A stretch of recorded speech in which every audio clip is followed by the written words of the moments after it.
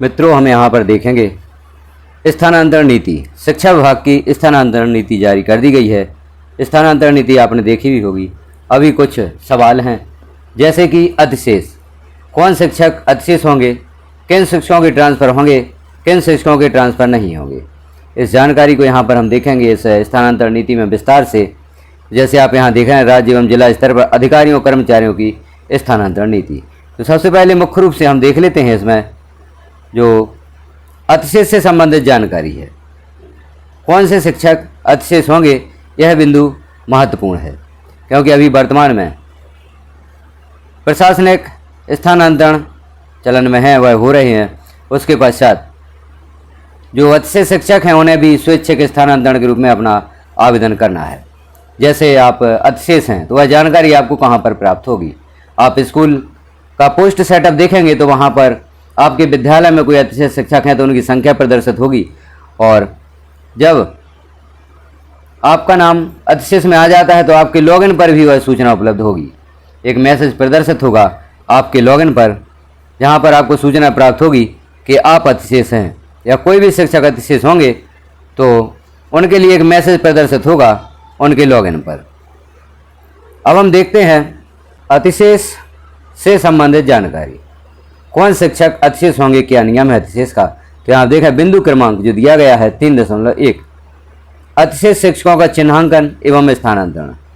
तो इन बिंदुओं के द्वारा हम समझते हैं शैक्षणिक संस्थाओं में संख्या व विषय मान से जैसी भी स्थिति हो निर्धारित सेटअप से अधिक कार्यरत शिक्षकों को अतिशेष श्रेणी में चिन्हित किया जाएगा।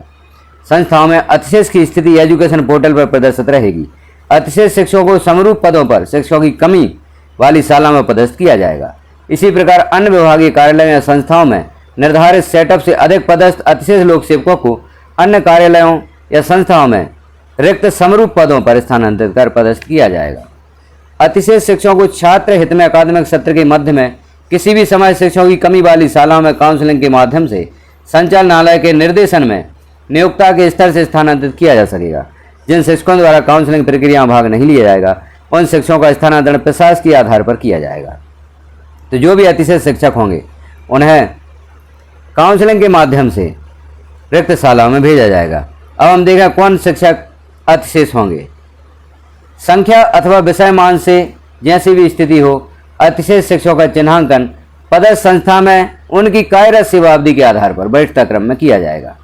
अर्थात जो शिक्षक पहले से कार्यरत होंगे उस विद्यालय में वह अतिशेष माने जाएंगे। तात्पर्य यह है कि जो शिक्षक वर्तमान पदस्थापना वाली संस्था में सबसे ज़्यादा समय से कार्यरत हैं वे अतिशेष की श्रेणी में चिन्हित होंगे।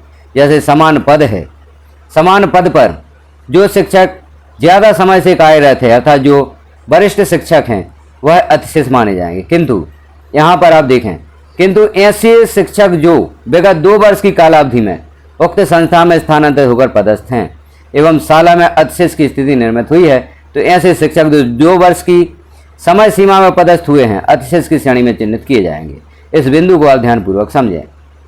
वरिष्ठ शिक्षक को अतिशेष माना जाएगा, लेकिन यदि जो वरिष्ठ शिक्षक हैं वह पूर्व से कार्यरत थे लेकिन 2 वर्ष के अंदर कोई नया शिक्षक उस शाला में उसी पद पर या उसी विषय पर पदस्थ कर दिया जाता है, जिसके आने के कारण अतिशेष की स्थिति निर्मित हो गई है, तो जो 2 वर्ष के भीतर नया शिक्षक विद्यालय में पदस्थ हुआ है वह अतिशेष की श्रेणी में आएगा। यहाँ पर वरिष्ठ शिक्षक अतिशेष नहीं होंगे। 2 वर्ष के भीतर जिस शिक्षक के आने से अतिशेष की स्थिति निर्मित हुई है वह शिक्षक अतिशेष की श्रेणी में आएंगे। विषय मान से उच्च पद प्रभार प्राप्त शिक्षक एवं मूल पद पर कार्यरत शिक्षक में से उच्च पद प्रभार प्राप्त शिक्षक अतिशेष की श्रेणी में चिन्हित किए जाएंगे। अर्थात पहले दर संख्या अधिक होने के कारण एक शिक्षक पदस्थ थे और दूसरे शिक्षक उच्च पद प्रभार वाले को पदस्थ कर दिया जाता है। अब यह स्थिति चाहे 2 वर्ष के अंदर हो या 2 वर्ष से अधिक हो गई हो, दोनों शिक्षक 2 वर्ष के पहले से विद्यालय में पदस्थ हैं, तो जो शिक्षक उच्च पद प्रभार से उस विषय पर पदांकित किए गए हैं उन्हें अतिशेष की श्रेणी में माना जाएगा।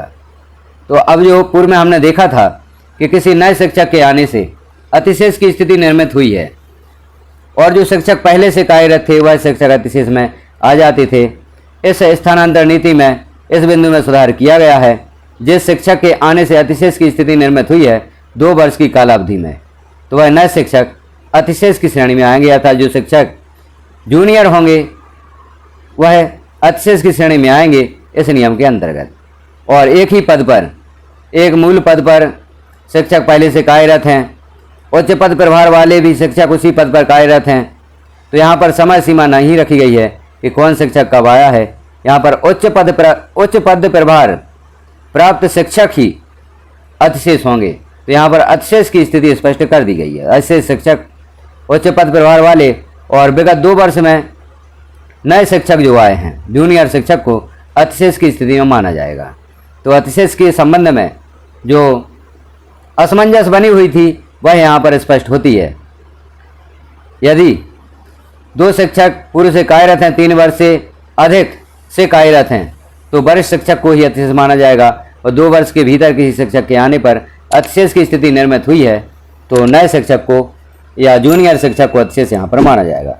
और मुख्य रूप से उच्च पद प्रभार प्राप्त शिक्षक ही अतिशेष होंगे, उनकी शाला में पदस्थापना कभी भी हुई है। अब हम देखें, अतिशेष शिक्षक भी अन्य शिक्षकों की भांति ऑनलाइन स्वैच्छिक स्थानांतरण प्रक्रिया में भाग लेंगे। अतिशेष शिक्षकों को संलग्न 02 अनुसार स्थानांतरण हेतु वरीयता प्राप्त होगी। अब ऐसे शिक्षक जिनकी सेवानिवृत्ति में 1 वर्ष से कम समय शेष है, 40% या उससे अधिक निशक्तता है अथवा गंभीर बीमारी से ग्रसित हैं, को अतिशेष मानकर स्थानांतरित नहीं किया जाएगा। तो देख लें, यदि आप अतिशेष हैं या पूर्व से कार्यरत हैं लेकिन सेवानिवृत्ति में 1 वर्ष से कम समय शेष है या 40% से अधिक निशक्तता है, तो आप अतिशेष की श्रेणी में नहीं आएंगे। आपके बाद जो शिक्षक होंगे उस पद पर वह शिक्षक अतिशेष की श्रेणी में आएंगे। अब देखें, ऐसे अतिशेष शिक्षक जिनके द्वारा स्वैच्छिक स्थानांतरण प्रक्रिया में भाग नहीं लिया गया अथवा उनका स्वैच्छिक स्थानांतरण आवेदन वरीयता क्रम में न आने से असफल हो गया है, उनका प्रशासनिक स्थानांतरण शिक्षक विहीन अथवा शिक्षकों की कमी वाली संस्थाओं में किया जाएगा। तो जो अतिशेष शिक्षक होंगे उन्हें ऑनलाइन आवेदन करना आवश्यक होगा। यदि वह ऑनलाइन आवेदन नहीं करेंगे तो उनका प्रशासनिक स्थानांतरण कर दिया जाएगा। प्रतिबंध अवधि में भी आवश्यकता अनुसार समय समय पर अतिशेष शिक्षकों के प्रशासनिक आधार पर स्थानांतरण शिक्षकों की कमी वाली संस्थाओं में किए जा सकेंगे। तो यदि आपके विद्यालय में अतिशेष की स्थिति है तो कभी भी आपका स्थानांतरण किया जा सकता है, प्रतिबंध अवधि में भी किया जा सकता है। अध्यापक, शिक्षाकर्मी, संविदा शिक्षक, गुरुजी जैसी भी स्थिति हो, यदि उनकी नवीन संवर्ग में नियुक्ति नहीं हुई है तो उनको अतिशेष घोषित कर अनंत पदस्थ नहीं किया जाएगा। चूँकि ऐसे लोक सेवकों की नियुक्ति संस्था विशेष के लिए की गई है, शून्य नामांकन वाली शालाओं में पदस्थ ऐसे शिक्षकों को उसी निकाय की अन्य शाला में पदस्थ किया जा सकेगा। तो यहाँ पर अतिशेष की स्थिति स्पष्ट हो गई है, कौन शिक्षक अतिशेष होंगे। अब हम स्थानांतरण नीति का एक और महत्वपूर्ण बिंदु देखते हैं। स्वैच्छिक स्थानांतरण से संबंधित यह बिंदु है। स्वैच्छिक स्थानांतरण हेतु पोर्टल के माध्यम से आवेदनकर्ता द्वारा ऑनलाइन आवेदन करना अनिवार्य होगा। स्थानांतरण हेतु ऑफलाइन आवेदन स्वीकार नहीं होगा। स्वैच्छिक स्थानांतरण हेतु ऐसे लोक सेवक पात्र होंगे जिनके द्वारा नियमित ई अटेंडेंस लगाई जा रही हो। शैक्षणिक सत्र 2025-26 में जनवरी से मार्च तक नियमित ई अटेंडेंस लगाने वाले लोक सेवक स्वैच्छिक स्थानांतरण वर्ष 2026 में पात्र होंगे। आगामी वर्षों में संपूर्ण सत्र की अटेंडेंस के आधार पर पात्रता होगी। संबंधित लोक सेवक द्वारा आपकी यूनिक आईडी या अपनी यूनिक आईडी पासवर्ड के माध्यम से एजुकेशन पोर्टल पर लॉगिन कर ऑनलाइन आवेदन करना होगा। ऑनलाइन आवेदन का प्रिंट निकालकर उस पर हस्ताक्षर कर अपलोड करना होगा। स्थानांतरण आवेदन में दी गई जानकारी की सत्यता संबंधी घोषणा करना अनिवार्य होगा। तो यहाँ पर यह भी शर्त रखी गई है, यदि लोक सेवक ने नियमित ई अटेंडेंस लगाई हो तभी वह स्वैच्छिक स्थानांतरण हेतु आवेदन कर सकेंगे, तभी उनका स्थानांतरण होगा। यह भी एक महत्वपूर्ण बिंदु है ई अटेंडेंस से संबंधित। यदि आपने ई अटेंडेंस नहीं लगाई है तो आपका स्थानांतरण नहीं किया जाएगा। तो अब ई अटेंडेंस को भी यहाँ पर अनिवार्य कर दिया गया है, तभी आपका स्थानांतरण होगा या आप स्थानांतरण के लिए आवेदन कर सकेंगे। अब यहाँ पर ई अटेंडेंस से संबंधित एक बिंदु दिया गया है, नियमित ई अटेंडेंस। सत्र के कार्य दिवसों के आधार पर 90% ई अटेंडेंस को नियमित उपस्थिति माना जाएगा। इसमें अवकाश अवधि सम्मिलित होगी। तो 90% ई अटेंडेंस जो लोक सेवक लगाएंगे उनके स्थानांतरण किए जाएंगे और स्थानांतरण हेतु पात्र होंगे। तो हमने यहाँ पर कुछ महत्वपूर्ण बिंदु देखे यहाँ पर स्थानांतरण नीति से संबंधित। तो अतिशेष शिक्षक कौन होंगे, किन के स्थानांतरण होंगे और कितने प्रतिशत उपस्थिति लगाना अनिवार्य है, तभी स्थानांतरण हेतु पात्र होंगे। इन बिंदुओं को समझते हुए आप भी इस स्थानांतरण नीति को देखें स्थानांतरण नीति यदि आपको अभी तक प्राप्त नहीं हुई है तो वीडियो की डिस्क्रिप्शन में हमारे ग्रुप की लिंक दी गई है, उस ग्रुप को ज्वाइन करते हुए आप इस स्थानांतरण नीति को प्राप्त कर सकते हैं। जानकारी आपने देखी, कैसी लगी एक बार कमेंट अवश्य करें और वीडियो को अन्य साथियों में शेयर करें, ताकि जो अतिशेष से संबंधित समस्या है या कन्फ्यूजन है वह सॉल्व हो सके और सभी साथियों को यह जानकारी प्राप्त हो सके कि अतिशेष की श्रेणी में कौन शिक्षक आएंगे। हमारे साथ बने रहें, चैनल को सब्सक्राइब कर लें, बेल आइकन को क्लिक कर ऑल पर प्रेस कर दें, ताकि इस प्रकार की महत्वपूर्ण जानकारियाँ आपको नोटिफिकेशन के रूप में प्राप्त हो सके। धन्यवाद।